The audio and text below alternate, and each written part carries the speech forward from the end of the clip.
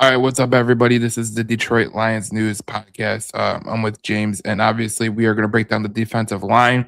We're going to break down the linebackers, which that'll get interesting because there's some things in there that, I mean, Anzalone potentially leaving. Who replaces him? We can talk about that. Defensive line is a hot topic, I would say, in the Detroit Lions fan community. A lot of people want like you know, a Reggie White,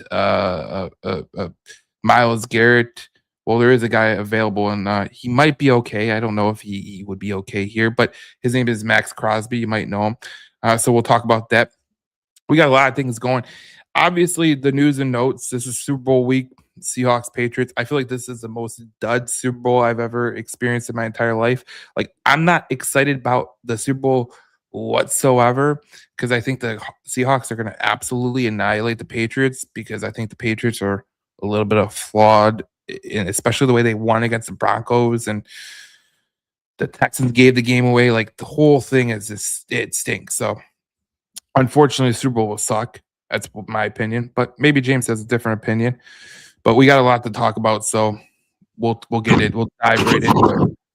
Yeah, the Super Bowl, honestly, I mean, it's a little bit sour grapes and just that the Lions didn't even make the playoffs, so I'm like long checked out on this season. But yeah, I think that's kind of the opinion is that, I mean, this isn't some like super anticipated Super Bowl. I mean, the Patriots' run to this game really is kind of remarkable just in terms of the quarterbacks they've played, like what's kind of ended up happening, like their own quarterback's stats in these games, like where he's going for like 45 yards and they're going to the Super Bowl. I mean, it's worked out incredibly for them. The Seahawks, I mean, I really think to their credit, I think have been the best team all year in the NFL. And I didn't really have that opinion throughout the season. I thought for a lot of the stretch, the Rams were definitely the best team, at least in the NFC. And the Seahawks have proven otherwise. And I didn't believe to begin with in a lot of these teams like the Bears and the Packers and the 49ers. So Seattle has kind of been the most legitimate of the bunch. And the only thing, and it's no like football reasons at all, I do just wonder where everyone is just kind of on the Seahawks. Does this just kind of miracle season for the Patriots? Maybe they don't win, but it's enough to make it a close game. I kind of expect a close game, honestly. But I'll go with the Seahawks winning, but I honestly wouldn't be surprised if the Patriots won. Yeah, I feel like this is just like one of those years where you just get a dud of a Super Bowl. And look, I like the Patriots. I think they're ahead of schedule, to be honest. The way they beat the Broncos, though, I don't think that's doable against the Seahawks. I think the Seahawks with Sam Darnold, even though I don't believe in Sam Darnold whatsoever, but I gotta give the guy credit. For the last 2 years, he's had a great record going into the final game of the season. This time he actually won, got home field, and now you are where you are. So Seahawks, I think they're going to win this game. They're favored by 4.5 points right now, so that's interesting. But it went down from 6.5 to 4.5. So Patriots are getting some heavy money. They got the big fan base, so of course they're going to get some money pushed back on them. But yeah, I don't believe the Patriots offensive line could stand up to the Seahawks defensive line. That's kind of the gist of this program today, because we're going to be talking defensive line and we're going to be talking linebackers and all that, because honestly, James, every time we hear someone from a fan standpoint, we always hear the term "we're good." Well, we're not really good right now, so we'll definitely talk about that. But in other news, Carlton Davis said why he didn't resign with the Detroit Lions, and it's an interesting article by the Pride of Detroit, which they do great work. But he basically said it was just the terms of the deal, which I'm gonna keep undisclosed. It was a language side of it, which I wasn't really fond of. So that was really it for sure. And it's part of me, James, I'm gonna be honest with you. The way Brad Holmes structures these deals, I think he didn't like that because potentially maybe he could he get injured and then next thing you know he's cut. But he didn't like the terms of the deal. That's why he didn't come back to the Detroit Lions.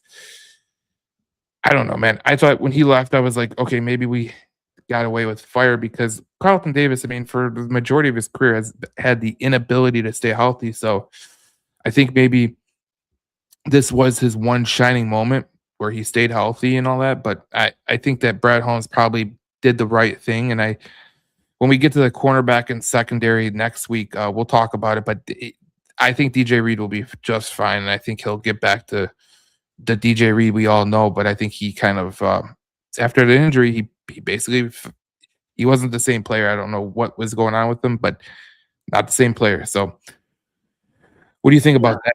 Yeah, I mean, I posted about this on my X account earlier this week, which throw me a foul, section 344 Lions on X. Always trying to interact with Lions fans, and like I really like Carlton Davis, and I would point to that acquisition of the Lions trading a third round pick to get Carlton Davis in a town where we always are like, can't we just like make a move to say we want to win, but then people will at the same token use it against them where it's like, oh, they gave away a third round pick for a guy that was only here for a year.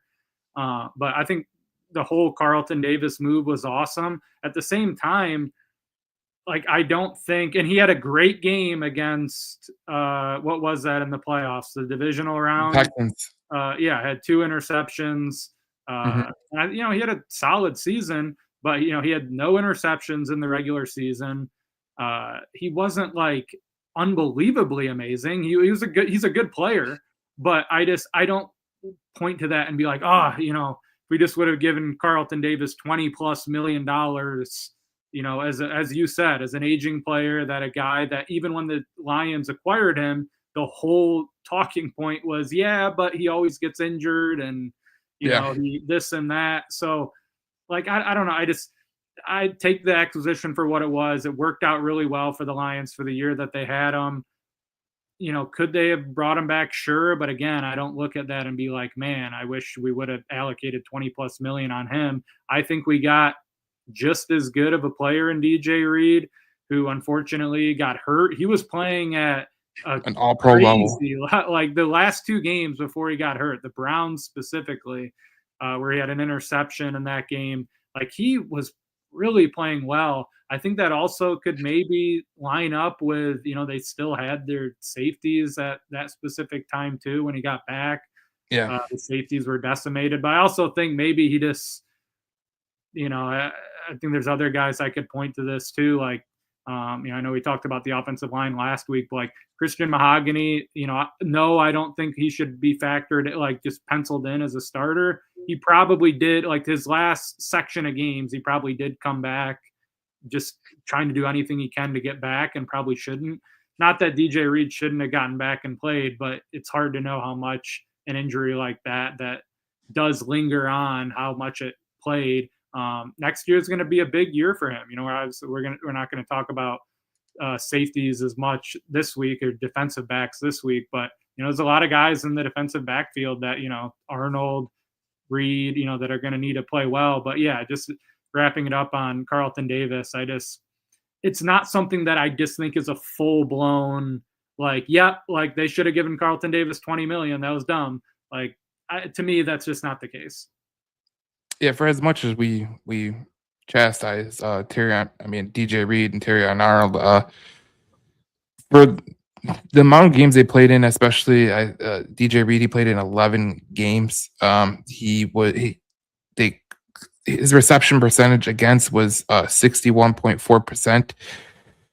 It was a lot lower before he got injured. Then it kind of ballooned up. He had a couple bad weeks after coming back, and it never really felt right. And then like you look at the whole DJ Reed, Brian Branch, Terrion Arnold, and Kirby Joseph all in the 60s and 50s. Like you definitely miss those guys, especially when they got hurt. So that's what sucks about the whole situation. I don't think Carlton Davis would have done anything to change the method of what the Detroit Lions were, because I honestly think that when the safeties went out, that was basically it was a big issue. And obviously if Terrion Arnold would have got hurt, if Kirby Joseph, Brian Branch would have got hurt with Carlton Davis, it probably would have been the same result, to be honest. So that's it. That is what it is right there. So that's my opinion. But next we got so David Chow. He's a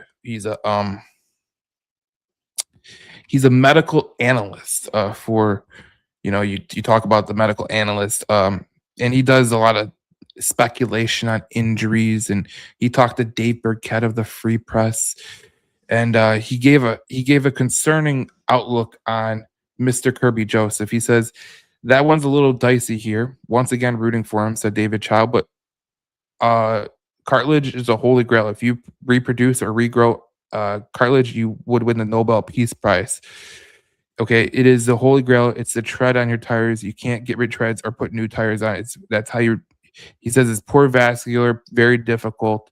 Very early in his career, Davion Clowney had it. It's a career altering or whatever, and it's basically saying if you have this injury, you're basically screwed. That's basically his message. And you know what, man, like I listened to a podcast with David Sampson, and whenever he talks about acquiring players, I always go, dude, you traded the Detroit Tigers, Miguel Cabrera. Okay. When I hear David Chow talk, I go, you got your medical license taken away by the state of California. Okay. I really don't want to hear from you. I really don't. I mean, you give an interesting perspective, insight, and everything, but like, I mean, you talk to doctors or you talk to physical therapists, like they'll tell you like every situation is completely different. And a lot of Lions fans are there was Lions fans and there was content people that were like, oh my God, this is gonna be terrible. Like, okay, you probably are gonna take a safety in the draft anyways. Okay. Like a guy like Bud Clark would be great. I don't know if you see my mock draft, but it's all right. I had Bud Clark in the third round, which is great. But listen, you're going to take a safety regardless. Like that's just the reality of the situation because you don't know if Brian Branch is going to be, if he comes back great, and if Kirby Joseph comes back great, I mean, you still need safety depth. So that's the way I look at it. But I can't speculate on a guy's injury, to be honest. Like I just can't. Like it's every person is different. Every medical thing is different. Like we see people like they have a heart attack and they don't even know, and they're like, "Damn, my chest hurts." And then some people have a heart attack and they just die. Like it's the way, like it's your body. Like we don't know what Kirby Joseph is really going through, and the Lions really haven't said anything about it except like, "Ooh, we don't know." Like I don't think they know either. Like I don't think they know. So we'll see what happens. I think when Brad Holmes speaks, I think we'll learn a little bit more about Kirby Joseph. But whatever David Chow says, like I listen to him on Moving the Chains weekly on Mondays, and half the shit he says is wrong anyways. Like he said that this guy would be healthy enough to play, didn't play. It was one of my fantasy guys, so I left him in because I listened to David Chow. So, Yeah, I mean, it's just, for me personally, I just can't, I can't act like I know even one thing about medical related prognosis and well, you when it shouldn't. You comes know what I'm to saying? this. And like, ultimately, we're just going to need to see him we're going to need to see what happens this year. Like, this is obviously a huge year for him. Am I concerned just in general about his situation and that it was a weird thing this year where typically you don't see it play out that way, where he didn't get put on IR until well after the 4 weeks or whatever. And then like you said, they didn't really have an answer to anything. It is especially of a guy that is super valuable to this team and they already extended.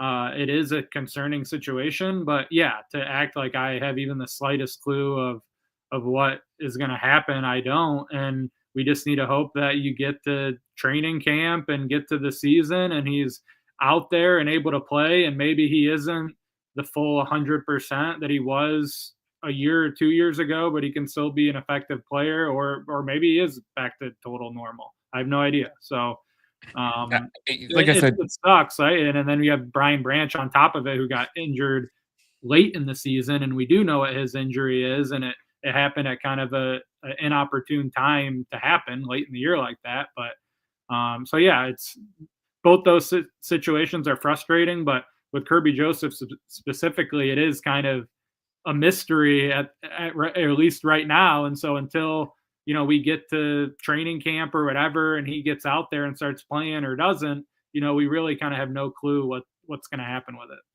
That's kind of the way I look at it. Like I don't look at it like I don't look at it like, oh yeah, we're gonna like, we're gonna know. We aren't gonna know until he gets on the field. That's just the reality. And I always say that. And but there's certain people they have to run with a story and make news out of it. And it's like, dude, you're just a clown. Like that's basically what it is. And I know why Dave Burkett posted it. Like he did an interview with David Chow, and David Chow said what he said. Cool.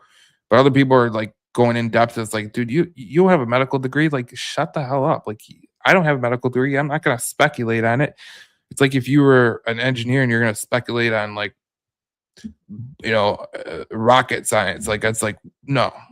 But I don't know what's going on with Kirby Joseph. All I know is it was a weird end of the year, especially when he got put on IR. Like they thought he was coming back this week. No, this week. No, this week. No, and they slow played it so long, and it seemed like it never really caught on. I think that's the biggest issue with people in terms of Kirby Joseph. So yeah, very frustrating situation, and as we just talked about, like it is kind of rare to see it play out like that, where maybe they let it go a couple of weeks, but for it to go past full past, what is the IR, 4 weeks?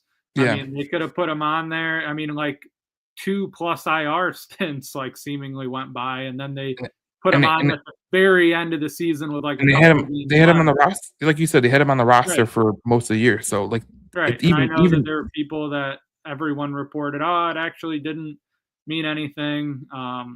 Which I kind of pushed back on a little bit. They lost Eric Hallett, who was not some great player, but he was on the active roster and he was literally started the previous week. Like yes. That's probably a guy that in an ideal situation you'd like to at least have around. And they didn't actively cut him or anything. It was a guy that just, since he was on the practice squad and they didn't sign him to the roster, that the Titans were able to take him. So yeah, it was kind of a weird situation. And it just kind of is what it is at this point. But I get the frustration, and just in this specific case of a guy speculating on it and basically saying the whole thing's screwed, it's not a particularly optimistic viewpoint that he had on it. And, we'll see if he's right. We will see if he's right. Now, one other news note is I don't know if you've seen the videos. This was David Montgomery. I'm not going to play it because that certain publication would give us a copyright strike. So there you go. But he sounded very excited he was given positive vibes basically on his offers hope for 2026 return. He said the really good teams have the rarity of having two really good backs at running back. Jameer is one of, if not the best running backs in the NFL, and I believe I'm a damn good running back myself. Every chance I get to showcase myself, I will. He said, I think having us both together, and us being as selfless as we are, I think that's really important. It's something to be special to be part of. I think that's the biggest selling point. If I'm Brad Holmes and I'm going to make the decision, do I cut Montgomery? Do I trade Montgomery? It seems like Montgomery wants to be here. Maybe you can kind of work out a deal where the cap is easy, maybe restructure something like that, where you keep him around. Because in my opinion, if you're Gibbs, you're like, yes, let's keep Dave Montgomery around so I stay fresh, because we talked about when we did the running backs. And if I'm Montgomery, look, every time I come in the game, teams are going to be like, oh, thank God he's coming in the game. It's not Gibbs. You know what I'm saying? And I think that opens up lanes for you. And then the Drew Petzing hire, I think guys like Montgomery, Gibbs, Laporta, I think they're going to be benefactors of the hire. So I would want to stay, and I would want to do everything I could to stay. And him saying this at the Super Bowl during media week, Radio Row, which is always insane. But I like when the Lions are talking, because at least it's not like Joe Namath selling a book, or something. But I took great pleasure out of what he said. I think it offers hope that he will be here, next year. I think it's important that he's here because, like he said, there's not many running backs in the league like Jahmyr Gibbs and Dave Montgomery where they're okay with having the carries that they have. Maybe Montgomery wanted more. We said he should have got more on our running back breakdown. But in my opinion, like how many running backs would be happy like getting 40% of the snaps? You know what I'm saying? That was Dave Montgomery this year. So I think if Holmes does make a decision, he's got to make a decision based on who you could potentially bring in.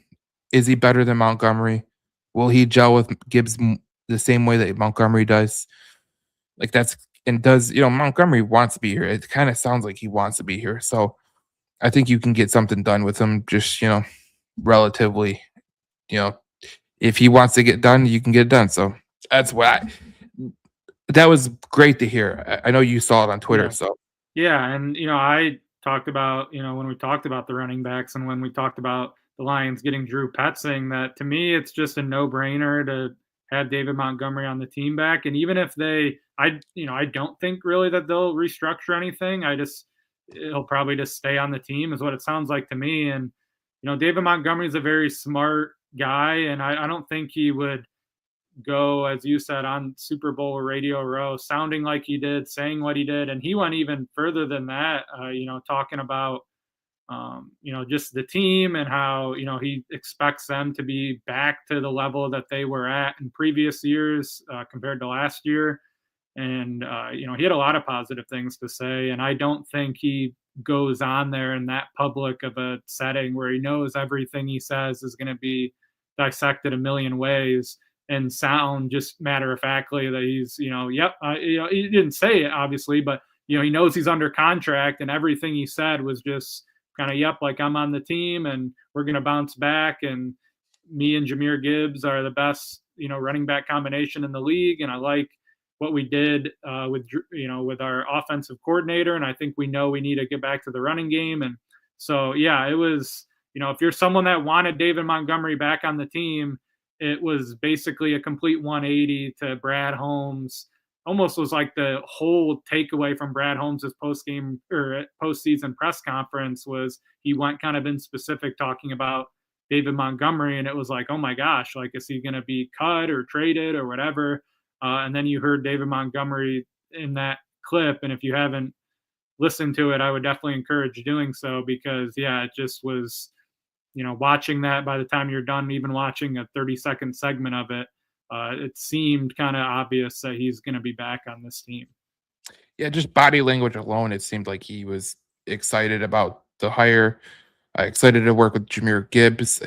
Just the whole thing sounded better, and it was good to see him talk. I think Brad Holmes probably talked to him, and maybe they kind of had like a little thing. Maybe Jared Goff obviously talked to Petzing. Maybe Montgomery talked to him.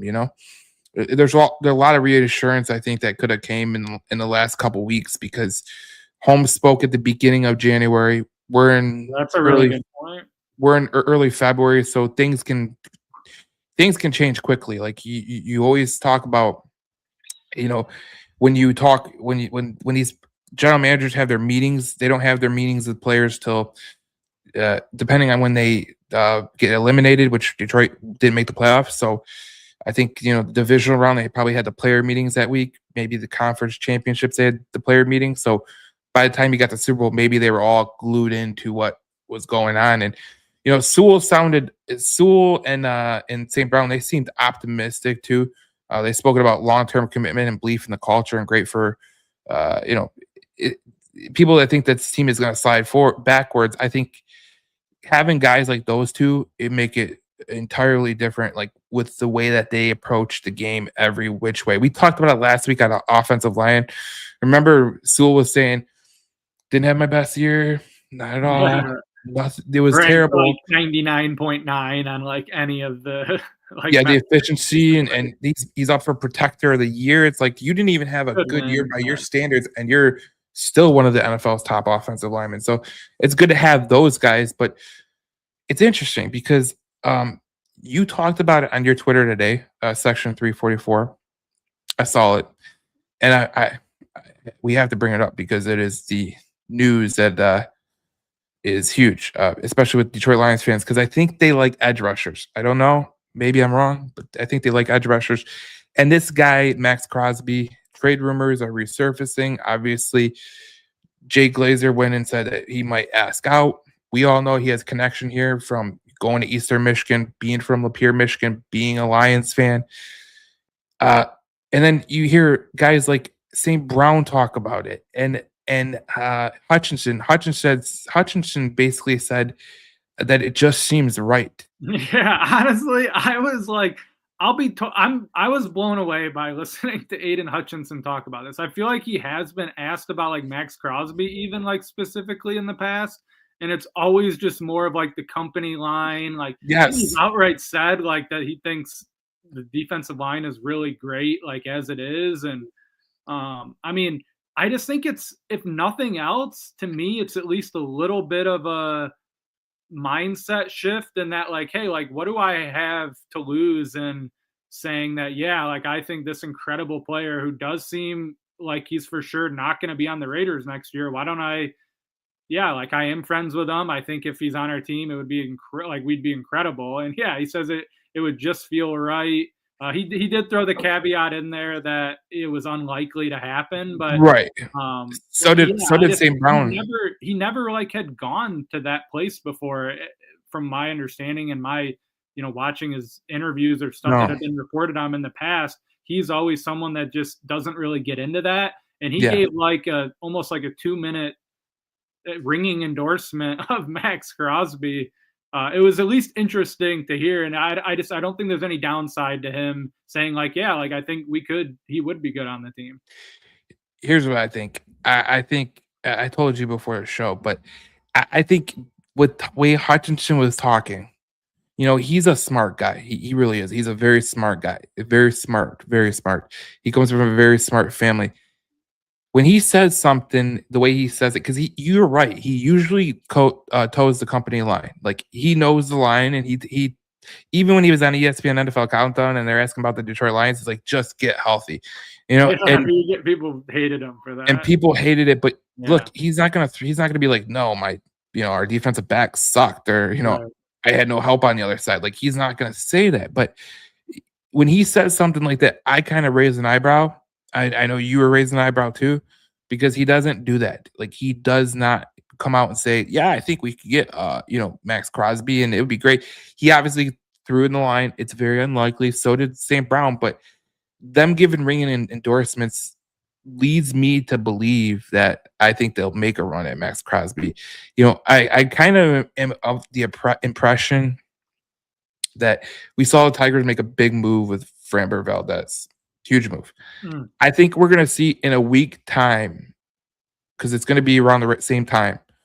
The NHL trade deadline's at 6, I think.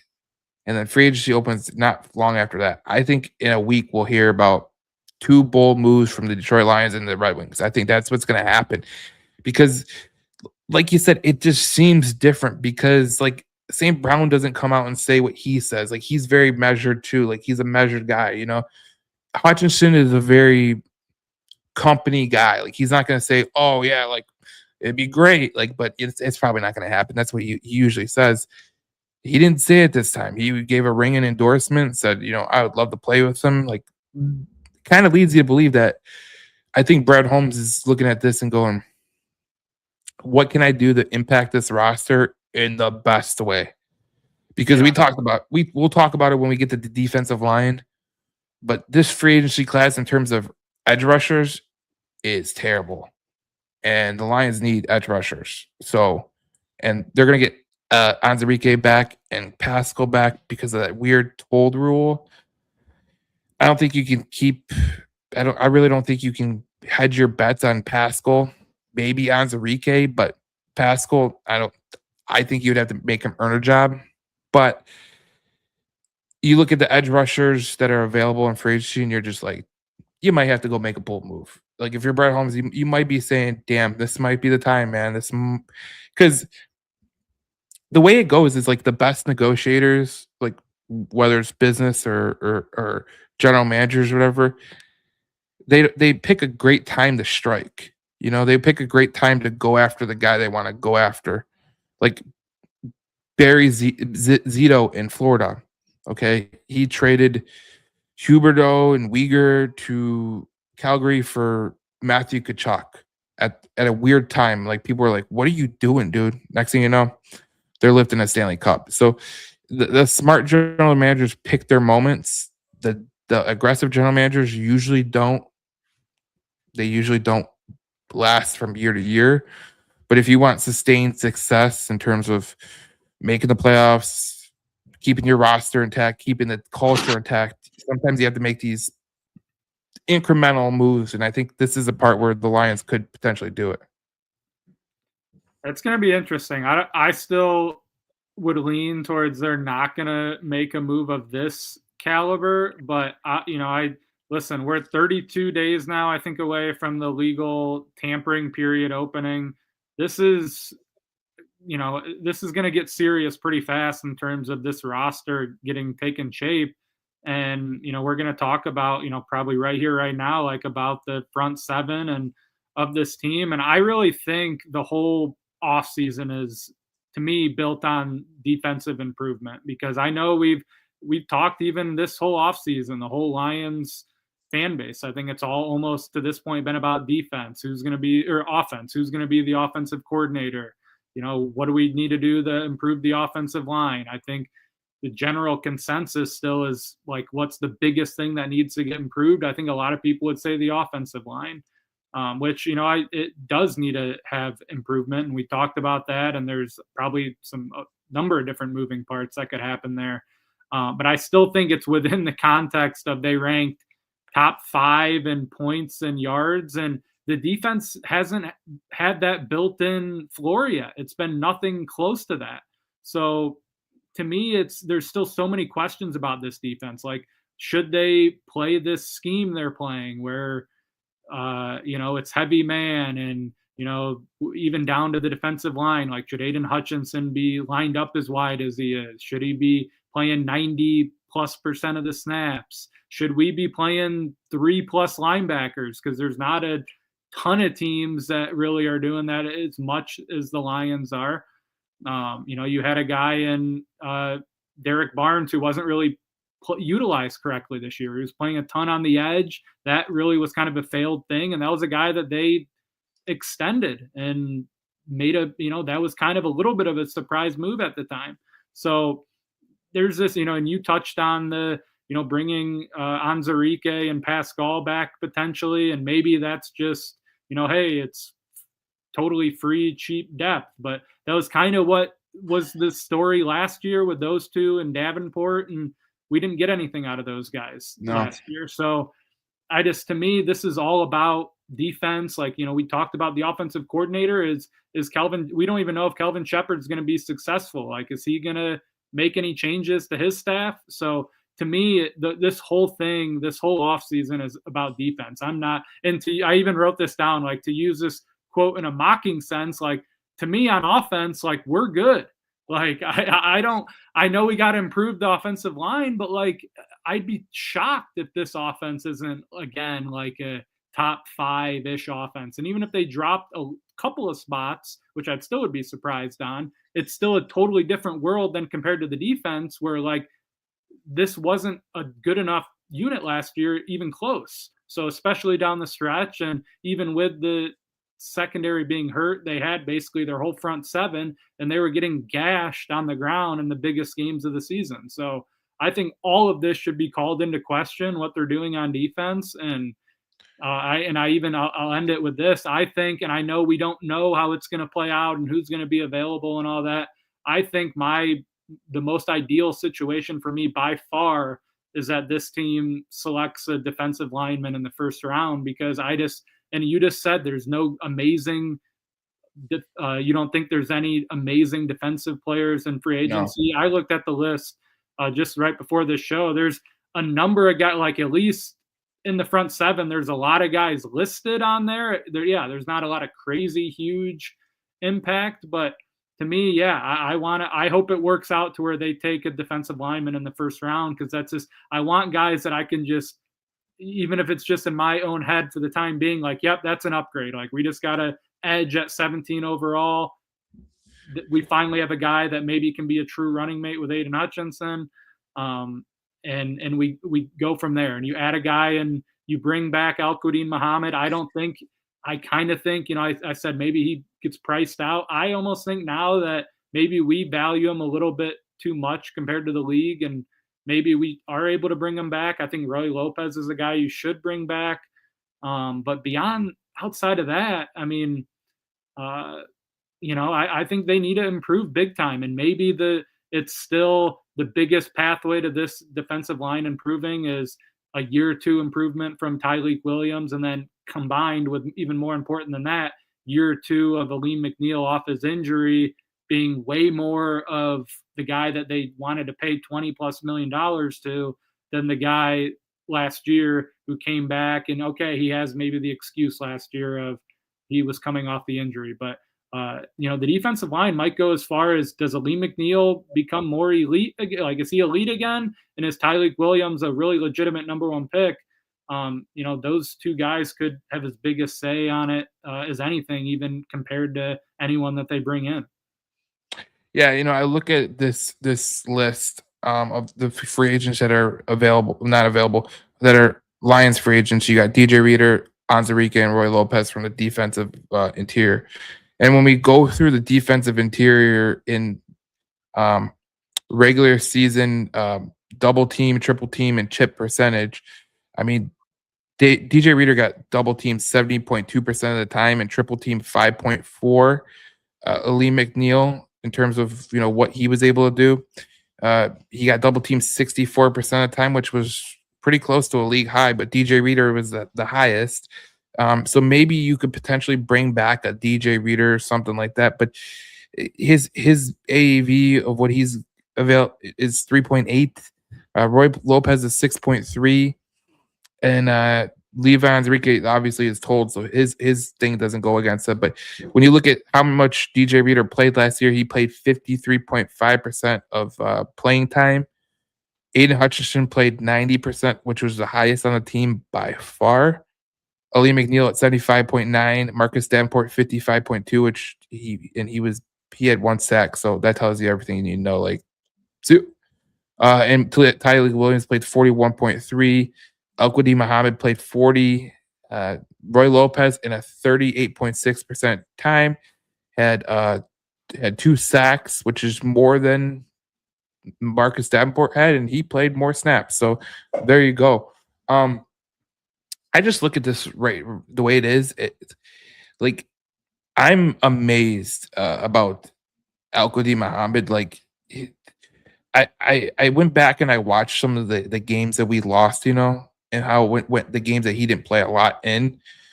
He got chipped 9.9% of the times. You know how much Hutchinson got chipped?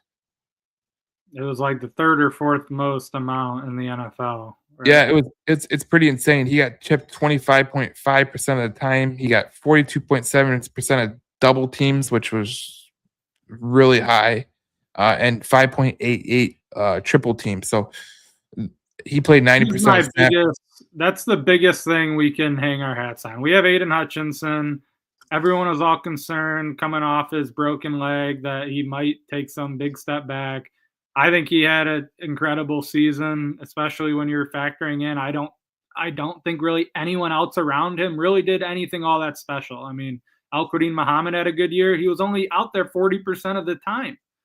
Everyone else, like who are you pointing to that had some great year on the defensive line outside him? And he still had 14.5 sacks. He's getting double teamed and chipped and basically plays the whole game. So he's like gassed out there and can't even come off the field. It's honestly kind of amazing and can't be understated, especially given how much is he going to be good again? We kind of, we talk about that with the safeties, and I think that's legitimate. It was a very real conversation with Aiden Hutchinson, and I'd almost even say it wasn't even 100% version of him because he was coming back from the broken leg, and he still had an incredible season. So we have that to hang our hats on, and I think that just should be motivation for everyone else on that defensive line to step up their game, and honestly, the front office to put better talent around them, because we don't need this guy dying just to have a defense that isn't even good enough right now. So, like, we need to add more talent around him. Yeah, the edge defenders need to be added to. When you look at the unrestricted free agents, you have Marcus Davenport, which I don't think he's going to get nothing. Pascal has a told contract, which means he rolls over. Which okay, I still believe he has to kind of compete for a spot to stay on the roster. Al-Quadi Muhammad, I'll tell you this right now, terrible run defender, but some team is going to pay out the ass to get him on You their really team. think so? They're gonna pay big for him? Yeah, because Ugh. here's the deal. When you look at this, when you look at Al Muhammad, he had 11 sacks, which is pretty good. And some team is going to be like, It oh, is he had good. 11 sacks. I He had know. 59 pressures, which was second on the Detroit Lions. But he's not a good run defender. Like that's the one thing he's not known for. And could I see a team that's stupid taking a chance on him potentially? Yeah, I mean, you're not wrong in that opinion. Like, you easily could. I'm still gonna bold take. He comes back to the Lions on a deal that's less than what it's projected. I feel like that's gonna happen. But then again, he'll sign with like the Raiders for like a 2-year, like $27 million deal or something. I just look at it like this. Here's your free agents that you could get, and you tell me who you would like to have. Okay, I think everyone would love to have Hendrickson, but the problem is he comes at a 25.4 price tag. So if you were able to do that, cool. But it's not ideal. Just like if they could do Crosby, they could do Crosby. I mean, Crosby would probably be the better fit, anyways, to be honest. But it is what it is. But you got Adofi Awe, which I would be interested in, but his market value Yeah, is he's ranked high on these lists. $19.3 million. And then when we're talking about the geriatric edge rushers, we got Khalil Mack at 18.4 million. You do have Jalen Phillips out there. Jalen Phillips he doesn't even have a market value right now, which is crazy. I don't even a couple lists. He was on the PFF and another list I saw. He was like 2 on one of the lists, and then like I think still in the top 10 on the other list I saw. Oh yeah, but he doesn't have a market value for some reason. But you got Arden Key. Oh my god. Honestly, I'd be interested. Add him to the mix. How many sacks did he have last year? Arden Key. I don't know how many sacks I view him as like an Al-Quadin Muhammad type, where it's like if I can bring Al-Quadin Muhammad back, get like a guy like Arden Key who even 4 if it's not sacks. 4 sacks, okay. But someone that like, give me another guy that can give me, it's better. It's like that's like 4 times better essentially than anything we had other than Al-Quadin Muhammad. So if I can bring back Al-Quadin Muhammad, get another free agent who basically I can chalk down to get 4 to 5 to 6 sacks, and then get a first round guy in the draft. Like that's at least on paper that should be a relatively big improvement to what they were trotting out last year, where they had Al-Quadin Muhammad and then nothing basically. You said Marcus Davenport had 1 sack and played a little over 50% of the season. Pascal didn't even play. Levi Onwuzurike didn't even play. Lacey and Wheat were basically total nothings.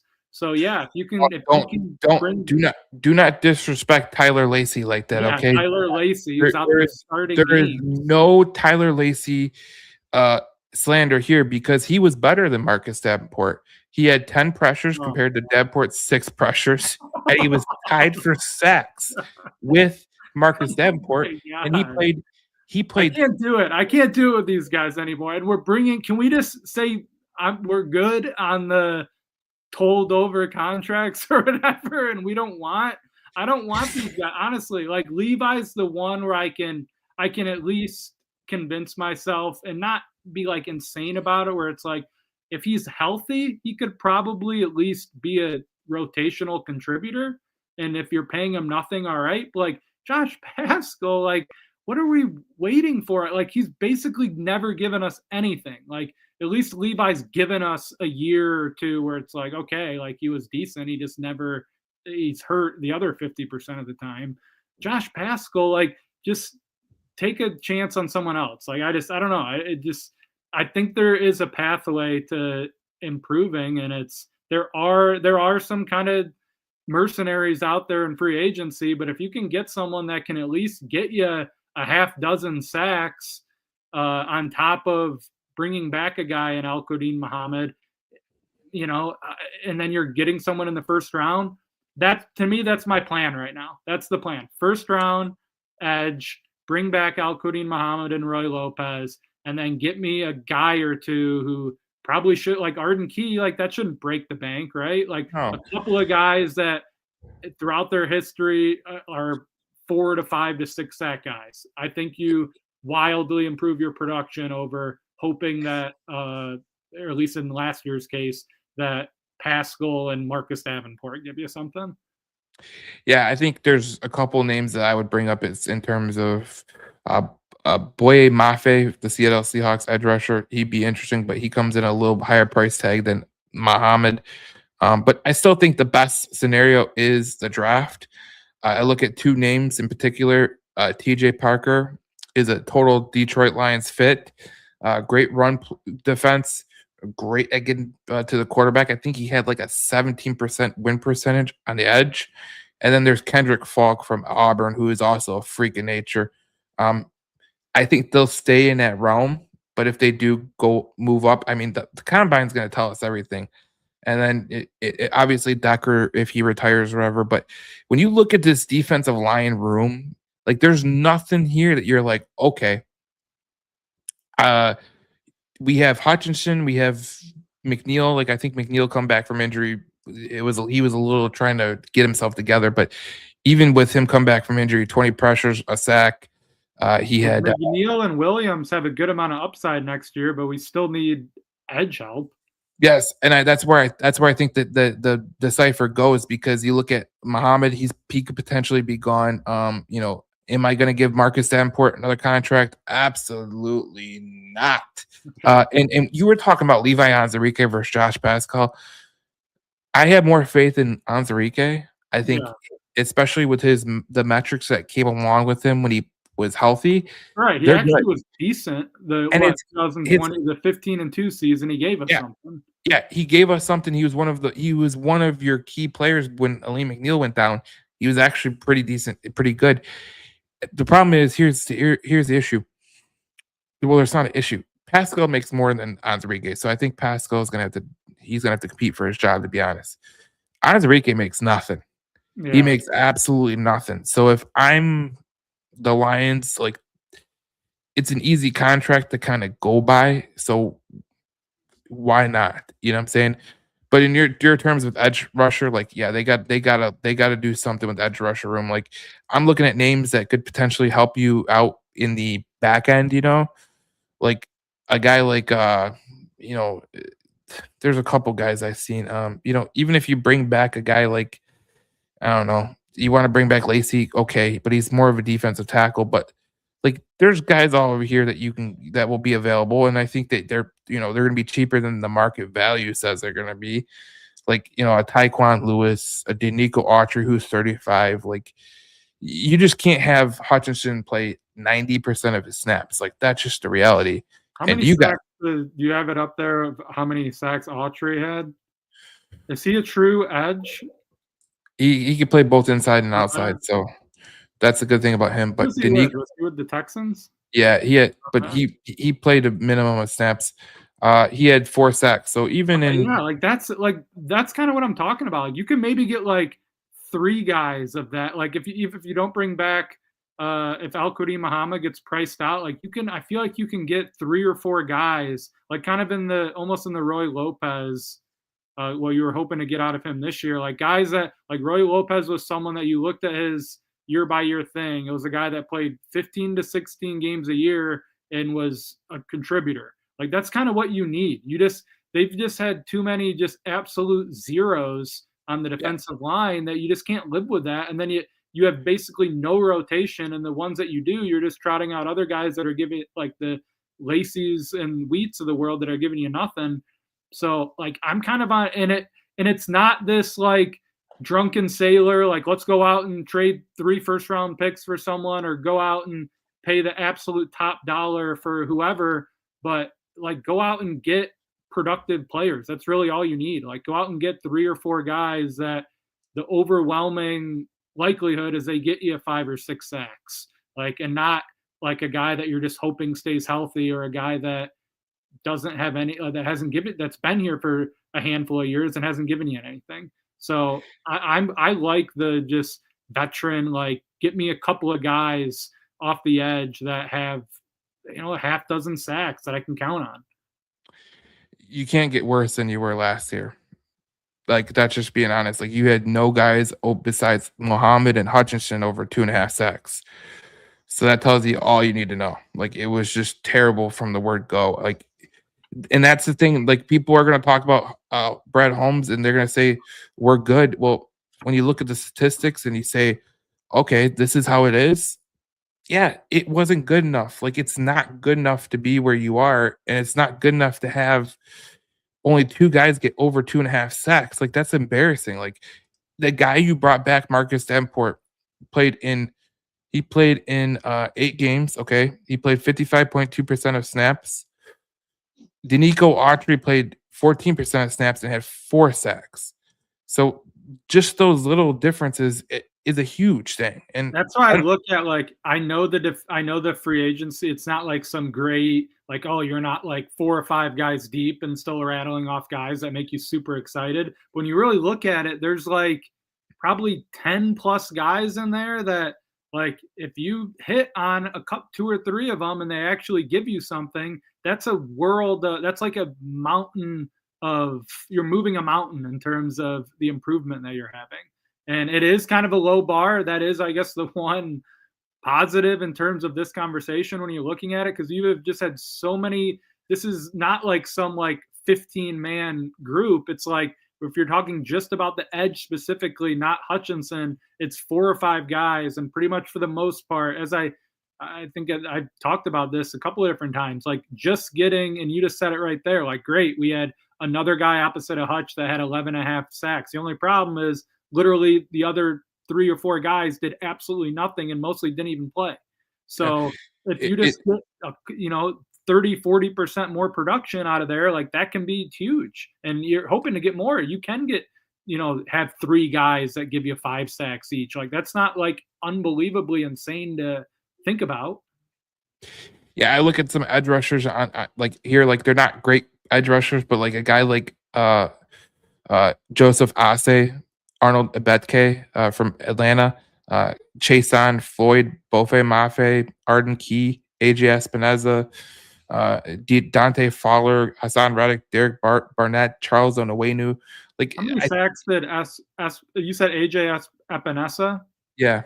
How many sacks did he have? He was with the Bills. Yeah, he was disappointing to the Bills fans, but they really didn't have much. They didn't have a Hutch, and even with them being disappointed in him, he still would have been one of our best pass rushers. He had 3 sacks. 3 sacks. So, he's like, I think he fits like our profile. Like if that's just a guy that's like, that's your not Hutchinson, not like maybe the first round edge is ahead of him, and then maybe if you bring back Al-Quddin Muhammad or someone like that of like more of a top guy, that like AJ Epinesa could be your like 4th best edge rusher. Like that's the kind of territory that they need to get in, not your 3rd or 4th best edge rusher is Josh Pascal or your second or your starter going into the year is Marcus Davenport. Like there's so much upside that they can have there based off what they've been trotting out there. It has to change. Like the whole thing has to change. Like Buffalo did not like AJ Espinoza at all. Like they did not like him. They thought he was a bust. But I tell you what, he would have been the 2nd best edge rusher. I mean, 3rd best edge rusher behind Muhammad. Mm-hmm. So there you go. Like you having Hutchinson on the other side is such a big relief. As we talked about, wasn't even starting for this team. Like he played 40% of snaps. He probably would have been the starter. Like Epinesa probably would have been the starter for us last year. Exactly. So there you go. Like you have a chance and you got to get better on the edge. I think that's what we agree with. In terms of defensive linemen, like if you want to go get a defensive tackle, interior defensive line, like DJ Reader is out there. Obviously, he's going to be there, but you got Jalen Phillips he's technically considered part of the interior defensive line on this sport track for some reason. But you got guys like David Onyemata, who has a connection to Dan Campbell, Sheldon Rankins, Sebastian Joseph. You have Larry Ojinobi, who would be a pretty decent. DJ Reader comes in at 3.8 million, so you can get him pretty cheap. So there's obviously ways you can get better. I don't think that you look at this list and you go, oh yeah, but you just need depth. That's basically what it comes down to. So that's kind of the way I look at it. Sebastian Joseph too, 6.8 million. He'd be pretty interesting there. Logan Hall would be interesting there. But you look at this defensive line, it has to get better. I think we're both in agreement with that. It has to get better. So with that being said, let's move on to the linebacking core, because this is the interesting room right here. Because I mean, if we're gonna be honest with ourselves right here, great group. Jack Campbell he was an all-pro, Pro Bowler, 166 tackles, 100 stops, 5 sacks, which he had more sacks than Marcus. He was the third best pass rusher. Alex Anzalone had 2.5 sacks, which is the barometer that we had to clear. When your linebackers are your best pass rushers, Houston, we have an effing problem. Derek Barnes had 4 sacks. Nowatzki had 1 sack. Anzalone had 95 tackles. Barnes had 74 tackles. Rodriguez had 10 tackles. You have a really good linebacker group. Obviously, Alex Anzalone is he's due to go to free agency. When you look at his free agency value, 7.2 million doesn't seem like a lot to me. The Jets are gonna overpay to get him on it. I really feel like that, because it's just that's a guy that they can market as, this is we got a starter from the Lions, a productive player. I just, maybe it's not the Jets, but I don't think he's going to be back. I'd be surprised. I would outwardly say that I'd be very surprised if Alex Anzalone's back. I will say about him, because I think it deserves to be said, this was a guy that when the Lions brought him in initially and then he played out his first contract, when they decided to extend him that first time, that was a universally frowned upon move, and it was that is really dumb. Alex Anzalone has been playing well for us. Why the heck did we just extend him? And on that current contract he's on, I really think he's played really well for this team over the last couple of years, and even this year, I don't think you can point to it and be he had a bad season. I think he was productive. He's a good coverage linebacker. I don't think it's a fit ultimately to bring him back. And I'm mixed on the linebackers in general, because you have Jack Campbell, which, maybe I'm less mixed just because Jack Campbell was just unbelievably good this year. That might be my biggest takeaway from the entire season, just in terms of wow, is that, and I like Jack Campbell, and I think everyone thought he was a really good player as a floor, but for him to take the step that he did this year to where now you can make a very sound case that he was the best linebacker in the entire NFL this past season, I think is remarkable, the development that he's had. And I think you can just count on him being an outstanding player for this team going forward. Mm-hmm.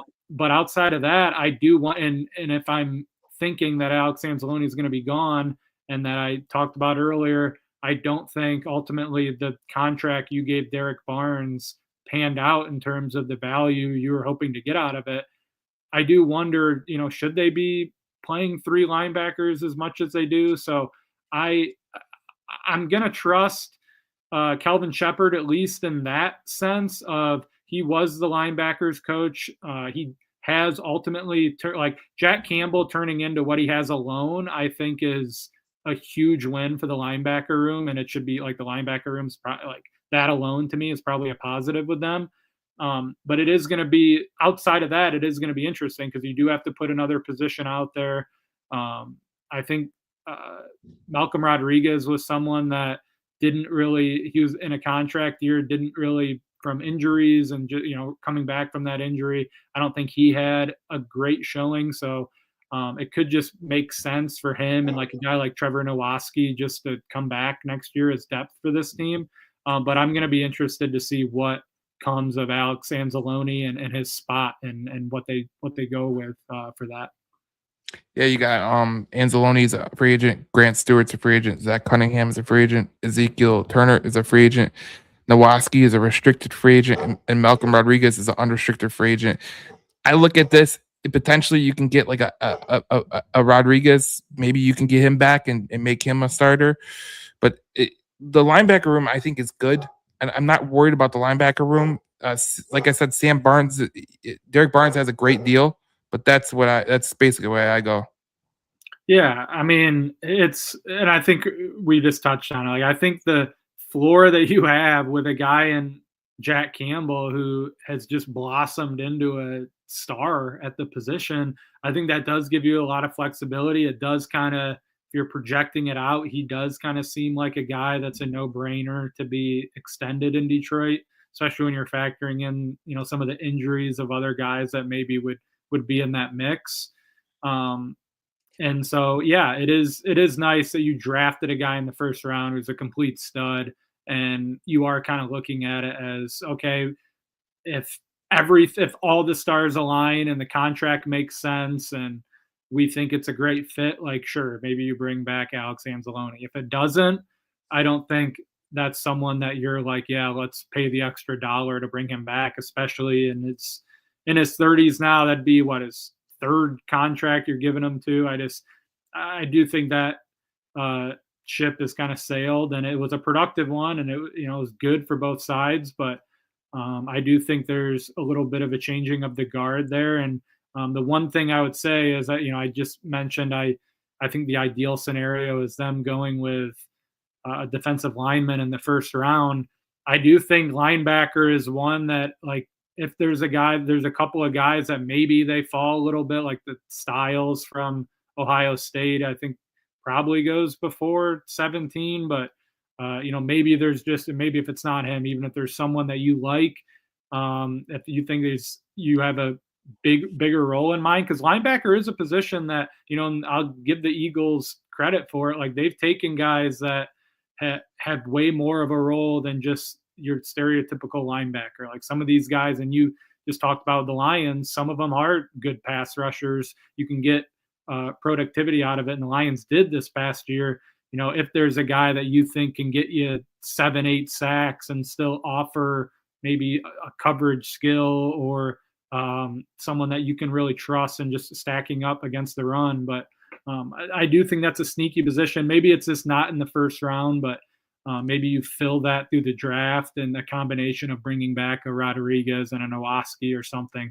Maybe it is just that's the combination to replace Alex Anzalone. But I think probably the takeaway from the linebacker room is just Jack Campbell has turned into such a phenomenal player, and that is exciting in itself. And you can kind of just branch everything off that.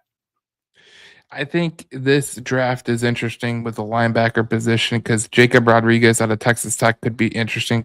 He's in the 90s, so you could potentially get him. But the Sonny Styles and Reese from Ohio State, they're top 10 picks, basically, the way it goes. You got a lot of linebackers who they would be pretty decent. A guy like this guy is an interesting name, Josiah Trotter, who his dad was Jeremiah Trotter. Pretty good player. He had 58 tackles last year. Pretty good player. But linebacker in this draft is a little bit, hit or miss on the guys that you potentially would get. So there's a couple intriguing names in free agency for. Yes. I think there's a couple like guys that will get paid a good amount. There's a couple. Like, I don't know if he's a fit for Detroit, but like Nakobe Dean is interesting just as a name to see on there. I mean, I think there's some guys that if you don't want to get Alex Anzalone, and even if, maybe it is a surprise, you value that position, but it's a guy that brings a different skill set. I don't know. I'm interested to see what they do at that second linebacker position. Well, I have 3 names for you. That would be that would be a Alex Anzalone replacement. Yeah, Kenneth Murray from Dallas would be interesting. If you wanna go Bobby Wagner, he would be interesting, but he's gonna come in at the same price as Anzalone. Caden Ellis, he's gonna get paid a pretty good amount. He's 30. But there's a lot. Eric Wilson potentially from the Vikings, Leo Chanel from Kansas City, Alex Singleton. Maybe you get him on a 1-year deal, but uh, the basically the whole gist of it is like there's not many great linebackers that are like will yeah, linebackers. So you might have to go out like there's Ivan Price, but he's a restricted free agent from Minnesota, so he probably potentially would get a deal there, but they're over the cap, so who knows what would happen there. But yeah, linebackers on a position I'm really worried about. If yeah. Anzalone does come back, okay, cool. If he doesn't come back, he probably took a bag with the Jets, and I mean, if you want to go to the Jets, I really don't know what to tell you. Like I really just don't know what to tell you. Like Yeah. you Yeah, hear I about mean, like good for him if that ends up happening. And I don't know. I just doesn't seem like he's a guy that clearly his contract and the money I think really matters to him. I mean, from his holdout thing this past year and just the comments he's made on it. And I don't blame the guy. Like he's been a productive and good player in the NFL, and he wants to. He felt like maybe he was. I think the Barnes thing and re-signing Barnes, like he may have looked at that and been like I'm going to be more productive than Derek Barnes this year. So like maybe that rubbed him the wrong way. I don't know, but I really would be surprised if Alex Anzalone is back with the Lions next year. yeah, and I think Derek Barnes, I really do think he could take his place, to be honest. The only thing about Alex Anzalone that will be kind of detrimental to the team in terms of the way he plays is he was a pretty good player in pass coverage. Yeah, That would it be really was something. a big strength. So you would have to go look at someone who could be good in pass coverage. And there are guys in this whole free agency that are good in pass coverage. A Micah McFadden kind of interests me too. He could be interesting, but I imagine the Giants will re-sign him. But there's a lot of ways you can go about this. And I think the linebacker core, like I'm not really concerned about the linebacker core, to be honest. Like you said, there's many ways they can go about this, but like Alex Anzalone, like if he takes a bag somewhere else, cool. But I think his best bet is to just stay here, to be honest.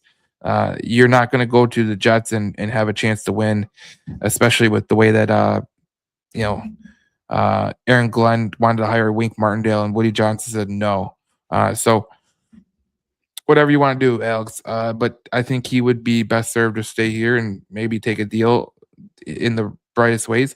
We know that Holmes is a good negotiator, and that's why Carlton Davis left, as we said earlier in the podcast. But yeah, I can't sit here and tell you right now that I would re-sign Alex Anzalone. I don't know if I would re-sign Alex Anzalone, but the reality of the situation is if he was willing to take a deal, we would do it. But it has to be the right deal because he's going on 32. So Right. I'm not gonna sit here and give him the bag like he wants. $7.2 million is a pretty hefty price, and they give his contract at 2 years, 14.5 million, which would be interesting. But I don't want to do that. So I am, as we kind of, we inch closer to, as I talked about at the start of the show, I think 32 days before the tampering period starts. I am just every single day that gets closer, I really am fascinated to see what are the, when you really look at this, like how will we grade this offseason? It's going to probably be the first pick or two in the draft for them, and then their bigger couple free agency decisions, and maybe the decisions of who they decide to bring back and who they don't. And I mean, we're only a couple weeks away, really, from getting some of these decisions out there. And I really want to know, like, what is the first big move? Like, do they come out? They should probably in the first day or two have probably sign a starter somewhere in free agency. And then that's going to, Brad Holmes has talked about that. That's, he views free agency as a way to plug holes on your roster and then try to put yourself in the best possible shape that you can be in going into the draft. And couple that with the comments that they made at the end of the season where they want to urgently improve the offensive line. I think you can't really dispute that yes, they had Al-Qadim Muhammad was really effective. So, okay, are you able to bring him back? If not, you still have basically a handful of other guys on the defensive line that you're going to have decisions on. So, I mean, this is the offseason really does kind of hit you fast right at the start between, a couple days from now, the season's going to officially be over, and then it's going to be the combine and the free agency is going to happen, and then the draft's going to happen. And then there's kind of a little bit of a lull after that.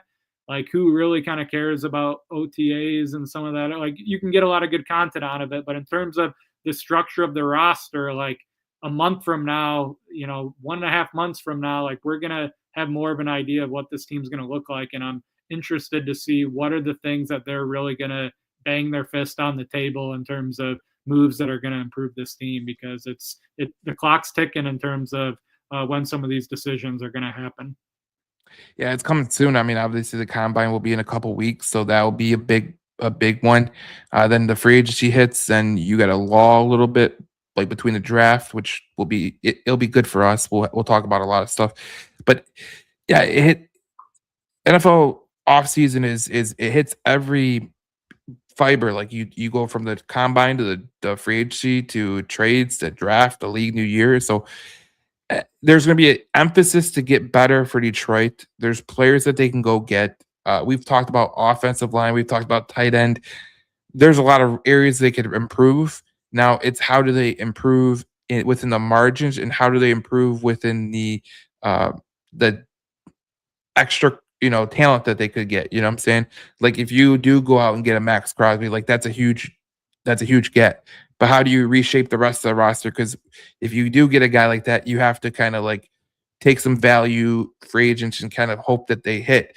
And that's what we're talking about. Like they can open up 100 and like something million if they restructure St. Brown, Goff, and Sewell, which would be easy to do because those are 3-year mainstay players.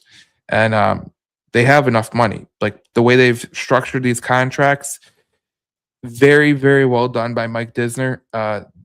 It's very easy to kind of restructure some of these contracts. They were made to be restructured, so that's kind of the way that you see Jared Goff's contract hit this year. It was made to be restructured, like basically what it was. So they have the cap room, they have the money. Defensive line is obviously an emphasis. I think for me and you, I don't know if we've gone through the positions, but in my opinion, I think offensive line, defensive line are by far the biggest emphasis on the season. Sure. Yeah, and then I think maybe you fill in the rest with value guys, and that's not a problem. You know what I'm saying? But sometimes your value free agents can be really good because, I look at like a guy like Amik Robertson. No one thought much of him when they signed him. He was a pretty damn good ad. So I think Roy Lopez too last year. Yeah, Roy Lopez was another one where he was he came in at like $2 million. Like, okay, right. No one made really anything of that addition. I didn't even make something of that addition. Right. So it's going to be very interesting. Obviously, next week we'll get the safety and corners, and then we'll do the whole breakdown before the combine, and then the combine will come and we might do our first mock draft or whatever. I already did one, but that was just before the combine. Don't even freaking matter. But it's going to be interesting, man. This is very interesting time, and I think the Lions have a lot of very interesting needs that they could do. So big off season for this team. I mean, they came out and said it too. Like, this wasn't ultimately a good enough season. Like, you finish last place in your division. I know it's a little bit of a weird one when you go 9-8. It's a little bit different. I think they feel like a little, not like a typical last place team would feel. They've also made the comments they don't feel like they need to blow this whole thing up. At the same time, they're going to have to make the additions to improve or the tweaks to improve. And sometimes it can be like an NFL game. The margin really isn't anything insane, but the result is either a win or a loss. So it does have big ramifications at your decisions, and some of these too, retirements and other elements too of the offseason that are going to come up. So I am just, especially off the heels of the Tigers getting Framber Valdez, I'm just in the mood I want a couple of things to happen, and not even so much big moves like that, but just I want this offseason to get rolling. And we talked about the Super Bowl's kind of a dud. Like, just get that over with, and let's get into the free agency. Let's get into them making some real decisions, and what are they going to hang their hat on in terms of improving the team. So I always am excited about the offseason, even when the Lions were terrible. Like, you can always make the projections in your head, and oh, they did this, and that's really going to improve the team. What is going to be the move on the offensive line? Do they trade for a center? Do they make a big play for a center? Does Taylor Decker come back? What's the first round draft pick? So I really am pretty excited about how this ultimately shakes out and what it looks like. Well, at least as we end the podcast, at least we're not the Vikings, because Aaron Jones just said that the organization should have made it work with Sam Darnold, and basically threw 9 under the bus. So, look, what did Justin Jefferson too? Didn't he outright? Whoever it was said that they would have done better with Sam Darnold, or I don't even know. But yeah, the Vikings are a mess. So, and it's a mess. So what the heck?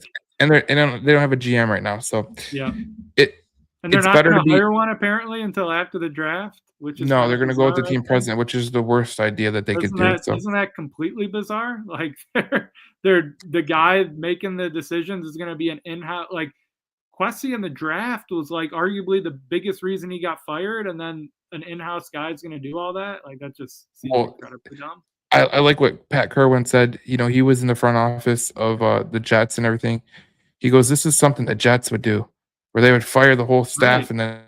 and they would keep them onto the draft." It's whatever. That was your biggest bugaboo. So, right. Look, I think we're happy with where the Lions are at. I think they have to get better. Defensive line, offensive line, within the margins at linebacker, tight end, and running back. Yeah. This is an interesting time, and like you said, we're going to have a lot of fun breaking it down. But this is another episode of the Detroit Lions News Podcast. You can go wherever you get your podcasts, right here, YouTube, subscribe, Section 344 for him, JC Sports Detroit for me, and we'll see you guys next time as we talk more Detroit Lions football. And this is going to be fun, especially next week, the cornerback and safety room. We'll talk about that. That'll be interesting to talk about, but there's always news that trickles out. So this will be an interesting time. And as always, James, good podcast, and we'll see you guys in the next one.